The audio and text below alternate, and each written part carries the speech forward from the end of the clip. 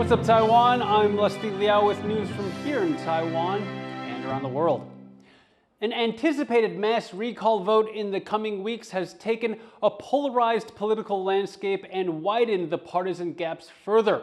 The ruling and opposition camps both say Taiwan's democracy is at risk, but for very different reasons. John Van Trieste has more.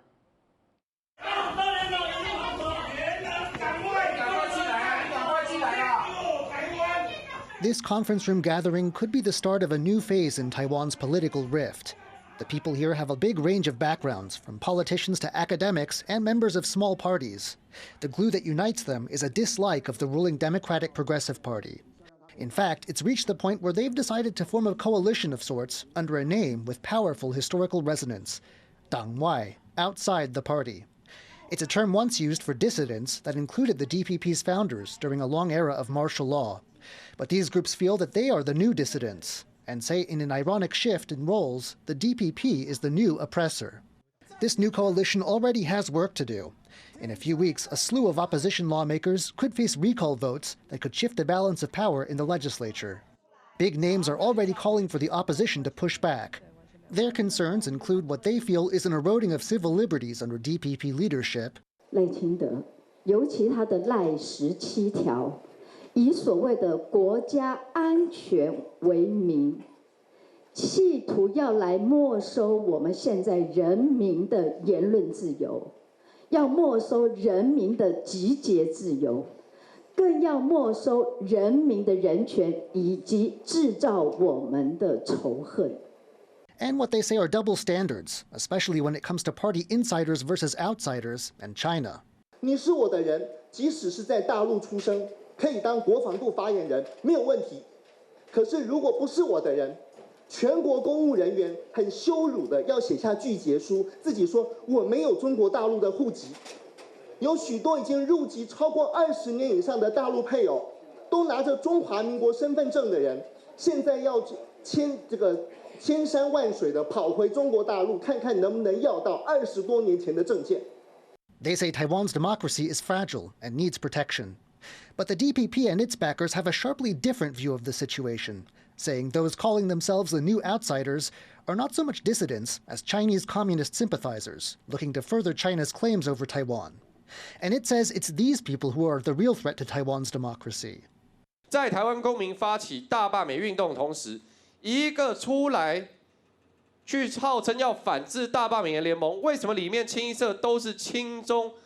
红色统派的相关人士呢？所以我们看到一个最明显的迹象，就是大罢免现在已经变成一场反共护台 vs 亲中挺共之间的一个角力了。 Even if the recall showdown ahead doesn't bring about the blowout the ruling party hopes for and the opposition group fears, there are signs it will leave an already fractured political sphere even deeper in bitter acrimony. Kama Xu and John Van Trieste for TaiwanPlus. Taiwan's Defense Minister Wellington Koo is urging the legislature to talk to the executive branch about a new pay raise for volunteer soldiers, which he worries could affect other military spending. 恳请这个立法院在大幅的增加税出的这个预算的同时，能够事先跟行政部门不管是行政院还是国防部。 都能够做一个商量吧，可能会排挤到我们现在其他有关作业维持费跟军事投资这样的一个支出。Koo's comments come after the opposition-controlled legislature passed a pay increase for Taiwan's volunteer military forces. Lawmakers said the raise was in response to high turnover and low recruitment rates in the armed forces. Earlier this year, the legislature made record cuts to Taiwan's defense budget, but the pay raise will not kick in until the next budgetary year. A former top U.S. military official says Washington's resolve to assist with Taiwan's defense depends on Taipei's own commitment.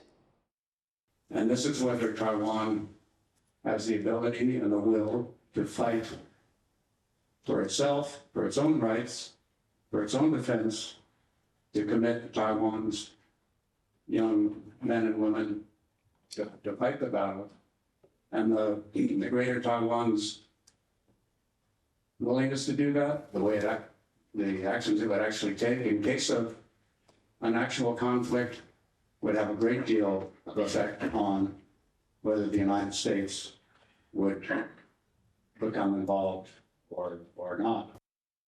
Blair was speaking after taking part in 2 days of simulated war games.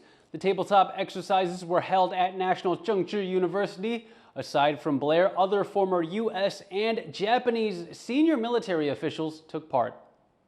Taiwan's main electricity provider, Taipower, is at odds with the Taichung city government over the country's energy policy. At stake is coal consumption at the nation's biggest power plant. Taiwan is in a power struggle over power. The country's legislature passed a resolution last week asking the country's biggest power plant to go coal-free by 2028. 台中发电厂应逐年提出并落实减煤计划，并在2028年完成无煤中火之国家减碳目标。 But Taiwan's main electricity provider, Taipower, isn't taking that request lying down. It says that such a demand has grave consequences for the country's energy supply. Taichung Power Plant in central Taiwan is one of the world's biggest coal-fired facilities. Taipower says that it already has a timeline for the plant to go coal-free by 2046, replacing coal-fired generators with ones that run on natural gas. It adds that it's on track to meet that goal early by 2034. The Taichung city government recently approved a test fire of the plant's first natural gas generator. 努力在今年的年底前让它能够上线来供电。那另外就是2号机组是规划明年会上线，预计1年就可以供应大概140亿度的稳定电力。 Local authorities say that they want to fast-track this transition from coal to gas. 其实蒸汽减煤还是非常重要的一个政策方向的部分，所以市长也决定说要叫我们赶快进行发放的部分。 But Taipower says rushing the plant's coal exit is not realistic. It's taking the city government to task over the legislature's resolution. Taichung says the coal-fired generators create substantial air pollution and damage residents' health. Taipower says that Taichung uses the most energy out of all municipalities in Taiwan and that it must take up some share of the country's energy production. People in the middle say they've had little say in the matter. 我觉得这个已经挑起区域上的对立啊，因为中央政府产业发展上一直要台中去接收这种高耗能的产业，逼得变成现在是台中市的用电量多于发电量，但是这并不是台中人的原罪啊。燃煤，我们希望在2028之前能够全部减掉。Taiwan's energy supply is already tight. That's especially true during the hot summer months when air conditioning becomes a near necessity. Like all countries in the world, energy is a growing need. But what Taiwan's energy mix should look like and where that power should come from remains a point of contention at all levels of government. John Su and Leslie Liao for TaiwanPlus. Hong Kong has banned a Taiwanese mobile game that city authorities say advocates for armed revolution against Beijing. In Reversed Front Bonfire, players can align with Hong Kong, Tibet, or Taiwan to fight China's communist regime. Players can also choose to play Beijing, whose rule the game says is reckless and inept. This is the first time the Chinese territory has banned a video game using national security laws imposed by Beijing in 2020. As of Wednesday, the app is no longer available on app stores in Hong Kong. Officials in the territory warned that downloading or sharing the game could be considered inciting secession or subversion. Chinese and U.S. officials say they have agreed on a trade framework following talks in London. U.S. Commerce Secretary Howard Lutnick says the deal would include a resolution on rare earth minerals. We do absolutely expect that the topic of rare earth minerals and magnets with respect to the United States of America will be resolved in this framework implementation. That is a fundamental part of that. China currently dominates the global market for those minerals, which are used in everything from consumer tech products to advanced weapons. Talks between the two countries stalled last month in Geneva over disagreements about rare earths and U.S. chip export controls. Both sides say they will now take the draft deal back to their leaders.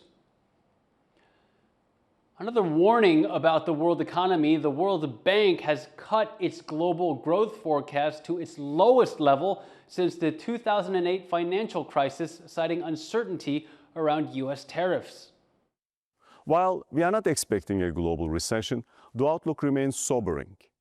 If our forecasts materialize over the next 2 years, the first 7 years of this decade will register the weakest growth rate since 1960s.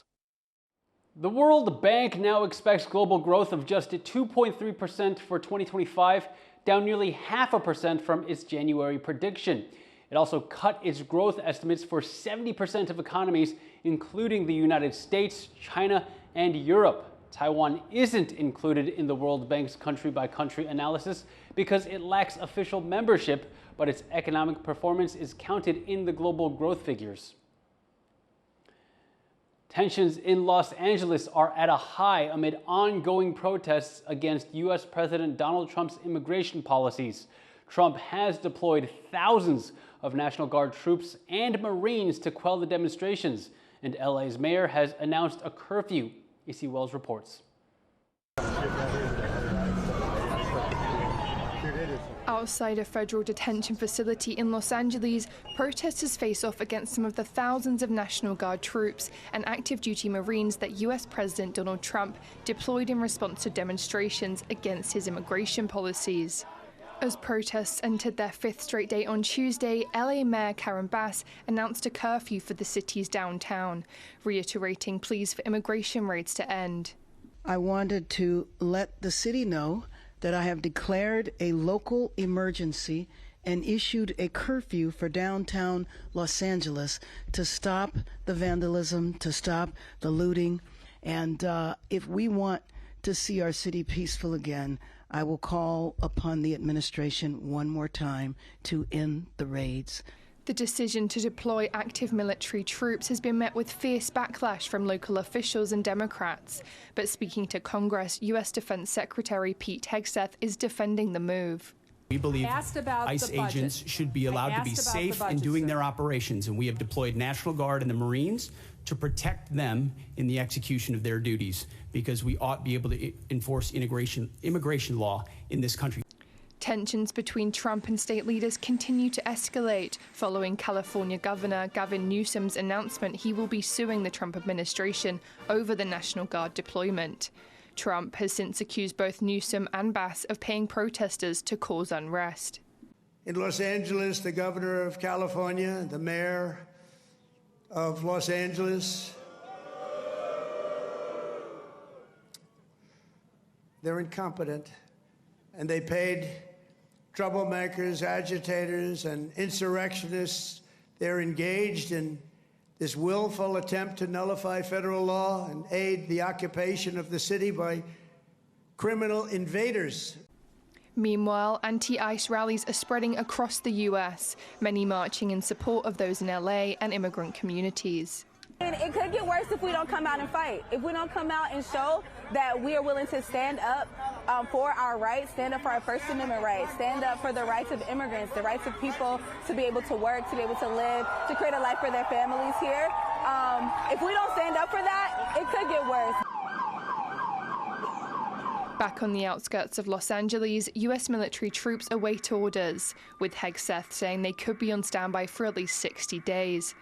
But as the federal presence intensifies, anger on the streets continues to swell along with it. Patrick Chen and Izzy Wells for TaiwanPlus.